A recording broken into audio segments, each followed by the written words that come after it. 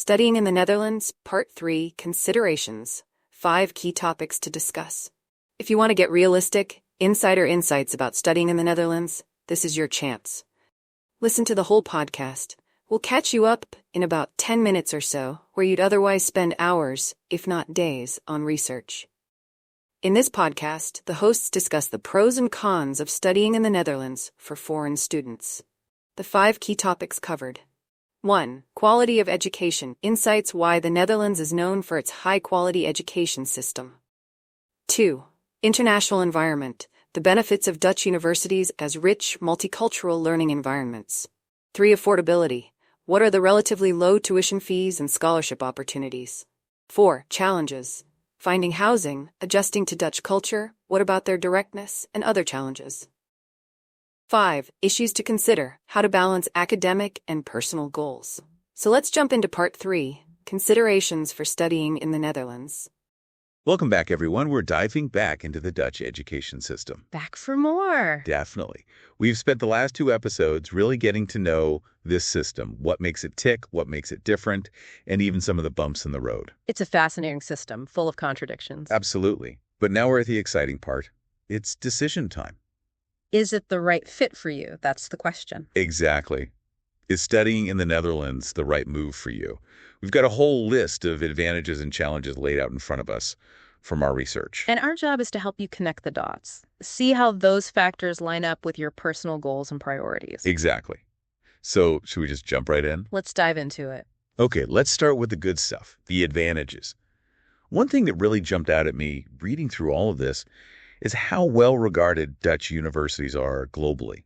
I mean, they consistently score high in those worldwide rankings, right? Absolutely. They punch well above their weight, you could say, especially in fields like engineering, sustainable technology, even the arts. They're known for being really innovative in those areas. Exactly. Pushing boundaries with their research, developing cutting-edge programs. It's no wonder they attract so much international talent. And speaking of international talent, that student body, 157 nationalities represented. It's incredible. You're basically getting a crash course in global citizenship just by being there. It's no accident, though. The Netherlands has been very deliberate in cultivating that diverse, multicultural environment. For decades, they've been putting policies in place, developing English language programs, and really building a reputation as a welcoming place for students from all over. Which makes sense, given the global recognition of their expertise in certain fields. And speaking of English, that's a big plus for a lot of people, right? 95% fluency means you can really focus on your studies without that language barrier holding you back. It really frees you up to engage with the material, connect with your professors and peers, and just soak up the whole experience. It's one less thing to worry about. Okay, now get this. Tuition fees start as low as, are you ready for this? 1,900 euros per year for EU students. That's practically unheard of in many other parts of the world, especially compared to English-speaking countries. It's incredibly appealing, especially for students who might be on a tight budget. It definitely makes studying abroad feel more attainable, but, and this is important, we do have to acknowledge that affordable is a relative term. While tuition might be lower, the cost of living in the Netherlands, especially in those bigger cities, can be pretty steep. Right. And that's something we'll definitely unpack more when we get to the challenges. Yeah. Good point. Okay, now something else that really stood out to me is how different their approach to teaching and learning is. They seem to really emphasize teamwork and practical application over there, which I think is so cool. Yes, it's a very hands-on interactive approach, not about passively absorbing information. Not just memorizing facts from a textbook. Exactly. They call it problem-based learning. It's all about working in small groups to tackle real-world problems. That's amazing. It really is. And it's not just about finding the right answer. It's about developing those critical thinking skills, honing that ability to solve problems creatively. Those are skills that are valuable in any field. Absolutely. So it sounds like they're really preparing students for the real world. Exactly. Giving them the tools they'll need to succeed no matter what path they choose. I love that. But as with any education system, I'm sure it's not all sunshine and roses, right? There have to be some challenges. There are always 2 sides to every coin, and it's important to understand both. Okay, so let's flip the script a bit and explore some of those challenges that came up in our research. Now, for the flip side, something our research really doesn't sugarcoat finding housing. could be a real headache, huh? It's a notorious struggle, especially in those popular student cities, Amsterdam, Utrecht, you name it. Yeah, those places are magnets for students. Exactly. So you've got this huge influx of students from all over the world, all competing for a limited number of places. It's tough out there. It is. And Yeah. it's not just about having an address, right? It's that added stress, the uncertainty, the potential costs. That can really take a toll, especially when you're trying to adjust to a whole new country and culture. It's a lot to handle. And it's interesting you brought up that point about culture because that actually ties into our next challenge. The Dutch are known for their, what do they call it? Directness. That's a diplomatic way to put it. Right. But for some people, coming from cultures where communication is more, let's say, nuanced, it can be a bit of an adjustment. It can be a real culture shock. What might be perceived as blunt or even rude in some cultures is just their way of being straightforward. Exactly. They value honesty, efficiency, getting to the point, no time for beating around the bush. Which, to be fair, can be refreshing in some ways. It's true. There's something to be said for that. Okay, so housing can be a challenge. Communication styles might take some getting used to. But there's something else we need to talk about, the elephant in the room, those dropout rates. 17% in the first year alone. That's pretty significant. It is higher than one might expect, and it does make you wonder, what are the reasons behind it? Is it the academic pressure, the challenges of adapting to a new culture? Or maybe even a lack of support specifically for those international students? It's probably a combination of factors. There must be something there. It's important to ask those questions, right? Now, speaking of adapting, let's talk about the weather. You can't talk about the Netherlands without talking about the weather, right? It's legendary, and by legendary, I mean gray. Lots of gray skies, frequent rain showers. It's not for everyone, that's for sure. Especially for people coming from sunnier parts of the world, it can be quite an adjustment. But the Dutch, they seem to have mastered the art of embracing it. They have. You learn to adapt. Invest in a good raincoat and some waterproof boots. Find those cozy cafes. Maybe even plan a few getaways to sunnier destinations when you need a break from the clouds. It's about finding what works for you. Now, let's circle back to something you mentioned earlier, the cost of living. Our sources were very clear.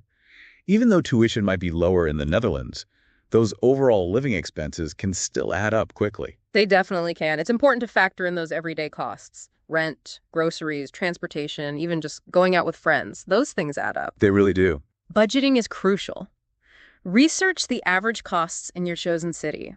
Look for student discounts wherever you can. Track your spending all those good habits. Be smart about it. Absolutely. It'll not only make your money last longer, but also give you peace of mind so you can actually relax and enjoy the experience. It's supposed to be fun after all. Exactly. You're there to learn and grow, both academically and personally. So we've covered a lot of ground, the incredibly exciting advantages, some very real challenges. A lot to think about. It really is. It's clear that deciding whether to study in the Netherlands isn't a simple yes or no decision. It's about figuring out if it's the right match for you. And that's what we'll unpack in our final section. It's decision time.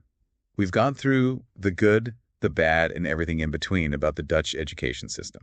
And hopefully by now, a clearer picture is starting to emerge for you. Exactly. It's all about figuring out if those pieces, all those different factors we talked about, if they fit with your vision of what you want that study abroad experience to be. Right, because it's not one size fits all. What might be a dream come true for one student could be a total disaster for another. So true. So let's break it down, shall we? When you think about your ideal educational experience, what are those non-negotiables for you? What are those things that are most important? It's about getting really clear on your personal values and priorities when it comes to education. Exactly. So is it about being at the forefront of research? Is it that chance to study with people from all walks of life, experience that incredible diversity we were talking about? Or maybe it's about that hands-on problem-solving approach that the Dutch system is known for.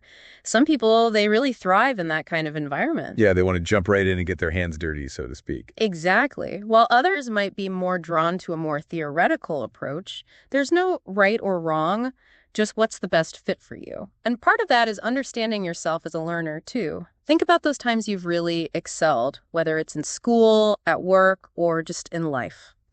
What was it about those situations that brought out your best? Were you part of a team? Did you have a lot of independence? Was it very structured, or did you have a lot of freedom? Those experiences can teach you a lot about what kind of environment you thrive in. It's about recognizing those patterns. And on the flip side, when have you struggled and why? What didn't work so well? Because if you know, for example, that you need a lot of structure and support, you might approach this decision differently than someone who thrives on independence and adapts easily to new situations. It's about being honest with yourself. Being self-aware is so important in this process. And here's another big one.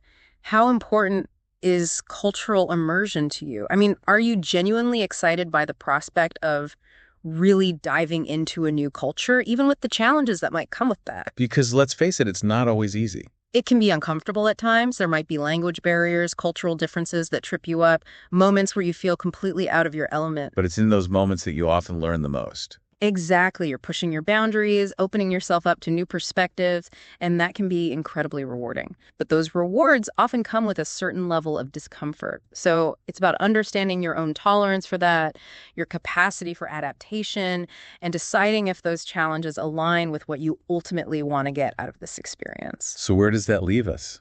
What have we learned? Hopefully, we've given you a lot to think about.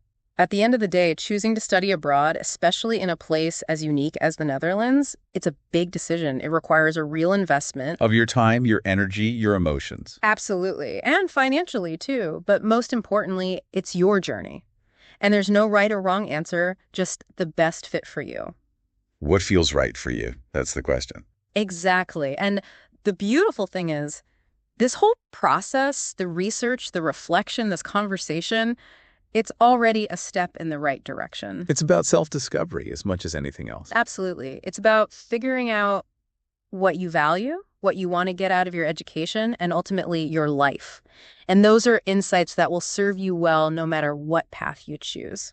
Couldn't agree more. And hey, even if you decide that studying in the Netherlands isn't the right fit for you right now, that doesn't mean it won't be someday. Or maybe it sparks your curiosity about a different country, a different culture. Exactly. The world is a big place full of amazing opportunities for learning and growth. So keep exploring. That's what it's all about. Thank you so much for joining us for this deep dive into the Dutch education system. It's been a pleasure sharing these insights with you. And we hope to see you again for our next deep dive into another fascinating topic. Until then, keep those questions coming. Keep learning, keep growing, and most importantly, keep exploring.